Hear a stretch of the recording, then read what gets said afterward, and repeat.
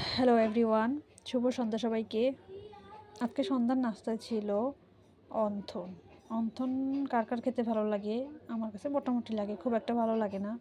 তবে অনেক দিন পরেই অন্থনটা বাসায় তৈরি করা হয়েছিল। প্রথমে আটাটার সাথে সামান্য করে কালো জিরে দিয়ে নিয়েছিলাম। এটা বাধ্যতামূলক না, না দিলেও হয়। সেটাকে সামান্য গরম পানি দিয়ে ভালোভাবে মথে নিলাম। মথে নিয়ে ছোট ছোট প্যাড়া করে নিলাম। প্যাড়াটাকে ছোট ছোট করে বেলে নিলাম। এরপরে রুটিগুলোর ভেতরে ম্যারিনেট করে রান্না করেছিলাম সবজিগুলো, সেটা দিয়ে নিলাম একটার পর একটা করে, এক এক করে সবগুলো অন্থন বটে নিলাম। বটার পরে দেখেন দেখতে কত ভালো লাগতেছে।